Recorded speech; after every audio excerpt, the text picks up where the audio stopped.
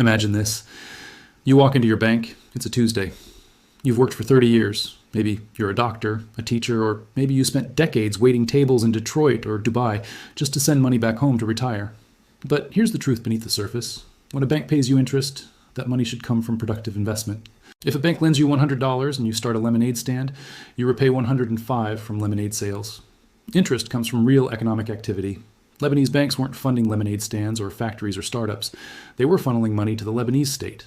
And the state produces almost nothing, exports virtually nothing, runs massive trade deficit, buying fuel and food in dollars while collecting taxes in lira. It was a black hole. So banks were taking your dollars, giving them to government to waste on patronage and ghost employees, then paying you interest using fresh deposits from the next wave. If this sounds familiar, that's the textbook definition of a Ponzi scheme. As long as new money flows in, old investors get paid and the party continues. The 1/500 peg was glue holding the lie together, convincing everyone lira was good as dollar. But by 2011, trouble arrived. Syria descended into civil war next door. Tourism evaporated. Gulf states, frustrated with Lebanon's politics and Hezbollah's influence, reduced investments. Fresh dollars slowed. Salameh saw his balance sheet, realized new capital was declining. The Ponzi was wobbling. Most central bankers would devalue the currency. Painful, but honest. Salameh chose differently. He decided to double down with a maneuver that would destroy everything. He called it financial engineering.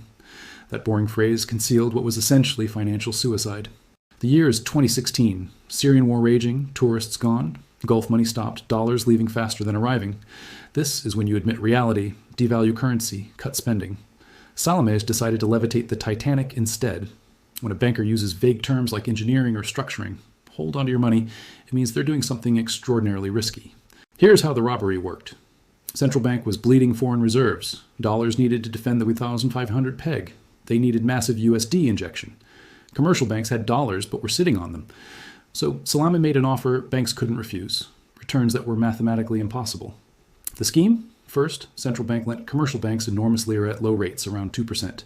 Second, banks converted that lira to dollars at 1,500 and deposited those dollars back into central bank.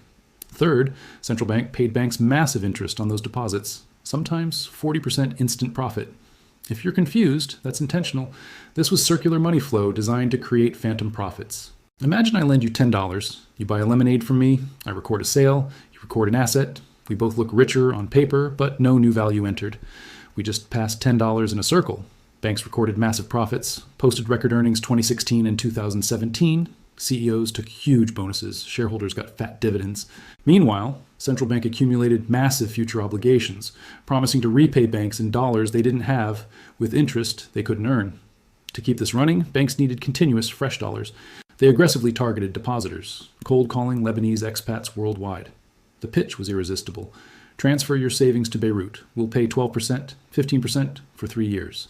This is precise definition of Ponzi scheme, needing new depositor money to pay interest on old deposits. The IMF observed this and quietly panicked, diplomatically calling central banks balance sheet complex. In finance speak, complex means catastrophically unsound. By 2018, exposure was lethal. Banks had taken roughly 70% of all deposits and concentrated them at central bank. Think about this risk. Normal banks diversify lending, mortgage for Alice, business loan for Bob, car loan for Charlie. If Bob fails, bank survives because Alice and Charlie keep paying. In Lebanon, banks took nearly all money and lent it to one borrower, the state via central bank. If state fails, everything collapses together.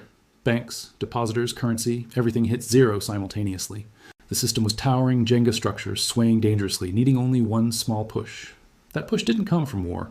It came from a $6 monthly fee on a phone app. October 2019, days before economy died, Lebanon's mountains were burning. Massive wildfires consumed ancient forests while government did nothing. State owned 3 firefighting helicopters, Sikorsky's, donated for this emergency, but they sat grounded because government hadn't paid for maintenance. While country burned, politicians argued. Then came Thursday, October 17th, 2019. Cabinet, desperate for revenue, announced they'd tax voice-over IP calls, 20 cents daily, $6 monthly, for WhatsApp, FaceTime, Facebook Messenger. To outsiders, this seems trivial. $6, 2 coffees, why trigger revolution? Because in Lebanon, WhatsApp isn't just an app, it's economic lifeline. How working families communicate without paying exorbitant telecom rates. How diaspora talks to elderly parents. It was only a free thing in a country where citizens pay twice for electricity and twice for water. That $6 tax signaled government was reaching into pockets of poorest to finance their own incompetence. It was spark in gasoline-filled room. By evening, Beirut streets were ablaze, not trees, tires. Thousands, then hundreds of thousands, eventually millions flooded streets from Tripoli to Tyre. Sectarian divisions vanished, Christians, Sunnis, Shias, Druze, all chanting same slogan, Kellen, Yani Kellen. All of them means all of them. They demanded regime's fall, government resignation, end of systemic corruption. Beautiful and terrifying. Simultaneously, the October 17th revolution. But while cameras focused on burning tires, real catastrophe unfolded behind banking towers. Banks panicked, saw crowds, registered instability, knew the secret public didn't. Vaults were empty, dollars gone, burned defending currency peg. So Association of Banks made decision that sealed country's fate. They closed doors. For 2 weeks, banks didn't open, ATMs went dark, transfers froze. Imagine having $50,000 in your account. You earned it. It's yours. Bank closes for security. You think, okay, chaotic. They'll reopen soon. 2 weeks later, November 2019, banks reopen. You rush to withdraw $1,000. Reach counter, teller says, "Sir, limit is $200 per week." You protest. "It's my money." Response, "I understand, sir. New policy. $200 weekly. Take or leave." Panic hits. Try transferring abroad. Sorry, suspended. Try credit card online. Sorry, $50 limit. This was moment Ponzi was officially exposed, liquidity gone, banks insolvent. They implemented capital controls, not through law, de facto control, illegal, arbitrary, applied by banks to protect themselves. While citizens fought for 200 at counters, reports leaked politically connected transferred billions out during those 2 supposedly closed weeks. They got money out, you got trapped. Then most terrifying thing happened. Exchange rate broke. For 22 years, $1 equaled 1,000 or 500 lira. November 2019, black market hit 1,600, then 800, then 2,000. Hyperinflation's ghost entered room. Miracle died. Switzerland of Middle East became hostage situation. Welcome to most twisted trick in modern finance. In 2020, analyst Dan Azzi coined term-defining crisis. He combined Lebanese lira and US dollar to create Lollar. Here's situation. You're a still person with 200,000 in bank. You log into app, screen displays balance $200,000 USD. Looks like dollars, but try spending it. Can't transfer to New York, can't buy Netflix, can't withdraw green bills. Those aren't dollars anymore, they're Lollars.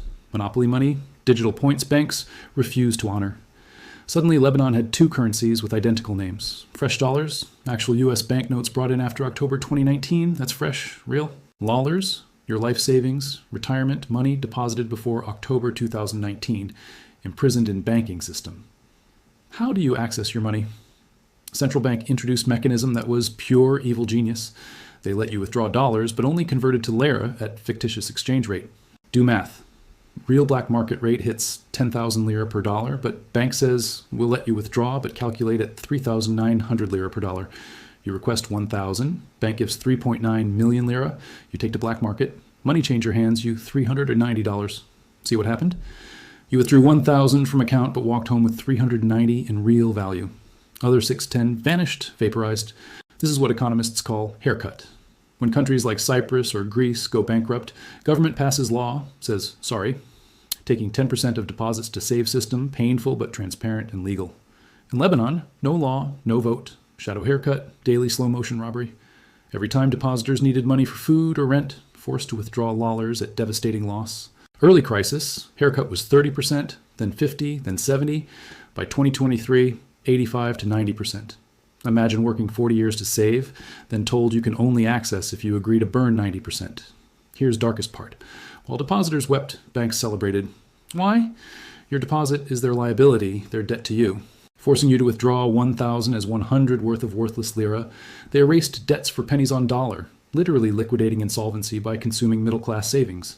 Wealthy didn't deal with Lollars. They moved money out before a crash with insider info or used political connections to transfer funds even after doors closed. By summer 2020, Lebanese middle class effectively annihilated doctors, engineers, professors who were backbone now technically bankrupt. Country on its knees, economy zombie, population exhausted. Then, just when they thought they hit bottom, warm Tuesday afternoon, August 4th, 2020, clock struck 6:07 p.m. You're in an apartment, perhaps pouring drink, perhaps on Zoom. First you hear roar like fighter jet, too low, then crackling like fireworks in skull. You walk to window to see port, then world ends. Shockwave at supersonic speed punches through city. rips building facade, transforms windows into glass shrapnel, lifts cars off highways like toys. In fraction of a second, Beirut disemboweled. Over 200 dead instantly, 7,000 wounded, 300,000 homeless in blink, entire population of Pittsburgh. This was Beirut port explosion, one of the largest non-nuclear blasts in human history. How does this relate to Ponzi scheme? Because explosion was an accident, it was a direct result of same gross negligence that destroyed banking. For 6 years, 2,150 tons of ammonium nitrate, highly explosive chemical used in fertilizer and bombs, sat in Hangar 12. Everyone knew. Port officials, security agencies, judges, prime minister, president, all knew, did nothing. Why? Because in Lebanese system, doing your job means accepting responsibility, and responsibility is political risk. So they let nuclear device sit by city's heart until it detonated. Economic impact was final nail. Port was country's lungs. Lebanon imports 80% of what it consumes. Food, medicine, raw materials, everything came through those docks. Blast destroyed port capacity, vaporized national grain silos holding 85% of strategic reserves. Now bankrupt country with no dollars to buy food, no port to receive it, no silos to store it. World Bank estimated $4 billion in damage, $8.5 billion in economic losses. But apocalypse didn't stop, just changed forms, transformed into darkness. Electricity sector was black hole. State company loses $1.5 to $2 billion annually. Nearly 40% of Lebanon's entire sovereign debt came from borrowing to keep lights on. Yet even before crisis, power out 3 to 12 hours daily. After blast and crash, government ran out dollars for fuel, lights went out and stayed out. By 2021, state providing 1 to 2 hours electricity daily, sometimes zero. Imagine life with 1 hour power, fridge warms, food spoils, can't charge phone, no AC in Mediterranean summer. To survive, Lebanese became hostages to generator mafia, neighborhoods controlled by private operators running diesel engines, charging exorbitant rates in fresh dollars. You pay taxes for state electricity you don't get, then pay subscription to local cartel just to run fan and light. Then came queues of humiliation. Central bank running low on reserves, started lifting fuel subsidies, suddenly gasoline scarce. People waking 3 a.m., driving to stations, waiting 6, 7, 8 hours. Fights erupted with knives and guns over a gallon of benzene, people literally killing each other for fuel. Picture doctor finishing 24-hour shift, treating COVID patients in hospital with no AC, now sleeping in car and gas line, just to get fuel to drive to work next day to save more lives. This was Lebanon 2021. Switzerland of Middle East had become Mad Max. Blast destroyed infrastructure, financial crisis destroyed savings, fuel crisis destroyed dignity. But amidst destruction, strange new economy emerged, shadow economy, zombie economy where banks don't exist, cash is king, money laundering isn't crime, it's business model. If you walk through upscale Beirut today, places like Badaro or Batroun, you notice something bizarre. Restaurants packed, valet lots overflowing with Range Rovers, nightclubs pulsing till 4 a.m. You think, wait, didn't you say country collapsed? Yes, both true. Welcome, zombie economy. When banking died, it didn't disappear, replaced by something more primitive and dangerous, cash economy. Lebanon regressed to Middle Ages, but with iPhones. Nobody trusts banks, nobody uses them. Credit cards, useless plastic. Checks historical artifacts. Cash is king, and I don't mean few bills and wallet, I mean backpacks of cash. Largest note is 100,000 lira bill. In 2019, worth $66 nice dinner. Today, worth roughly $1. Imagine dinner with friends, bill $150. In lira, that's 13.5 million. To pay that bill, you literally need brick of cash size of Harry Potter book. Restaurants bought money counting machines like cartel movies just to process lunch rush. Eventually, absurdity too much. In 2023, government finally surrendered officially dollarized economy. Supermarkets displaying prices in USD again. Walk into grocery store price tag says $5. If you have fresh dollars, real USD, you pay $5. If you have lira, pull out calculator check daily, black market rate, demath, hand over pile of degrading paper. This created terrifying two-tier society. Tier 1, fresh class, anyone paid in USD from abroad. Remote engineers, people with generous relatives in Detroit or Dubai, political cronies, and money launderers. For them, Lebanon paradise, services cheap, haircut $3, taxi $2. They live like royalty on fraction of what they'd spend Europe. Tier 2, lira class, vast majority, public employees, soldiers, teachers, police, salaries. In lira, not adjusted for inflation. Soldier who made $800 monthly now makes $50. General makes less than freelance designer. Think about national security implications. When your army's hungry, who commands their loyalty? With banks dead, new financial system emerged. Money transfer operators, OMT, and Western Union became de facto central bank. 2022, nearly 6.4 billion flowed through remittances, 30% of GDP, diaspora keeping country on life support. Every month, fresh money arrives, converts to lira, keeps zombie economy stumbling. But cash economy has dark side, money laundering. Everyone transacts cash, no paper trail, no audits, no compliance. Want launder drug money, evade sanctions, hide corruption? Lebanon's perfect washing machine. Buy 2 million penthouse cash, fleet cars cash, no questions. International community noticed.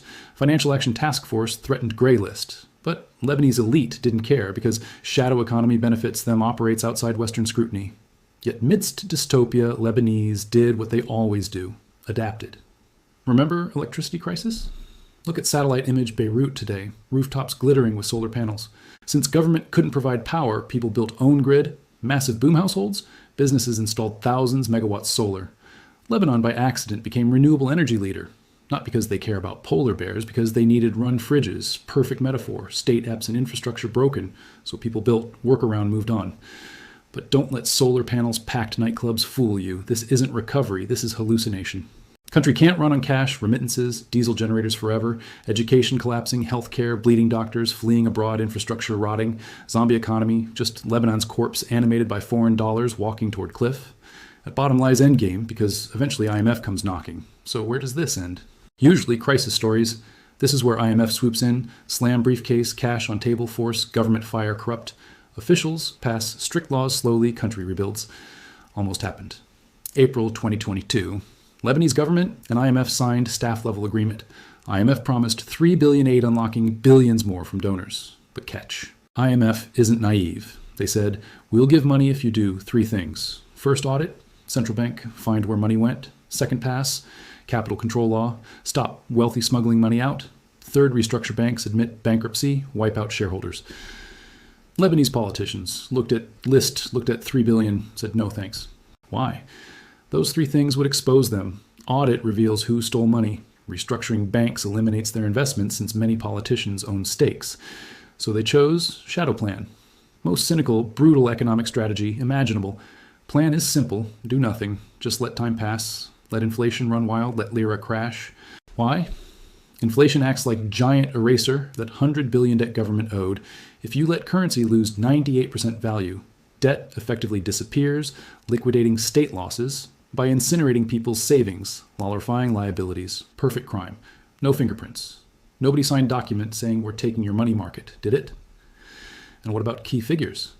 Magician Riad Salameh finally left post-July 2023 after 30 years. For a while, sat in villa while European courts issued arrest warrants, seizing assets, luxury Paris apartments, London offices, millions properties. Then, September 2024, something shocked everyone. Riad Salameh arrested in Beirut. Is this justice? Perhaps, or perhaps system throwing one person under bus to protect everyone else, because remember, Salameh didn't act alone. He designed financial engineering, yes, but government spent money, parliament approved borrowing banks, profited politicians, distributed patronage, putting one man in handcuffs, doesn't reverse 3 decades systematic corruption. Today, Lebanon's stuck in limbo, land of contradictions. You can ski mountains, morning swim, Mediterranean afternoon, eat incredible food, served by people with genuine warmth, Lebanese spirit unbroken. But you do this in country where central state essentially ceased function. Phoenix isn't rising, instead evolving into something different. Lebanon becoming confederation of competing sects rather than unified nation. Get sick, don't rely on state hospitals. Go to your political party as clinic, whether Hezbollah is System Christian Networks, Sunni services. Need job? Don't apply civil service. Ask your sect's leader for position in patronage network. Central state dissolved, leaving feudal system where local leaders provide basic survival exchange, absolute loyalty, tragedy, epic proportions. Lesson what happens when you allow corruption rot foundation 3 decades. Eventually roof doesn't leak, it collapses entirely. So what's real truth about Lebanon's economy? Wasn't mistake, wasn't bad luck, wasn't just geopolitics, was mathematically inevitable collapse, engineered by system treating sovereign nation like personal ATM. They sold people dream of stability, sacred peg, while emptying vault from backdoor weaponized Lebanese resilience against them. New people would adapt, install solar panels, receive money from relatives abroad, counted on that resilience so they'd never have to fix anything. That's most chilling part, because if this can happen in Lebanon, Switzerland of Middle East with elite educated bankers, sophisticated financial systems, it can happen anywhere. Any country where debt treated as income, where corruption standard procedure, where connected operate by different rules. Lessons are clear. If your government claims currency stable but refuses, show reserves, be very concerned. If your bank offers interest rates double global average with no explanation, be extremely concerned. If same leadership been in power decades claiming only they can save you, don't walk run. Lebanon will survive. People too strong, too intelligent, too alive to disappear. They've survived wars, invasions, occupations. Now this economic apocalypse. They will endure. But money, life savings of entire generation who worked hard trusted system, that wealth gone forever, vaporized, transferred through inflation financial manipulation, those savings will never return. If you found this deep dive shocking, hit subscribe button. We break down complex world of global economics regularly, giving you tools to spot next scheme before it consumes your savings.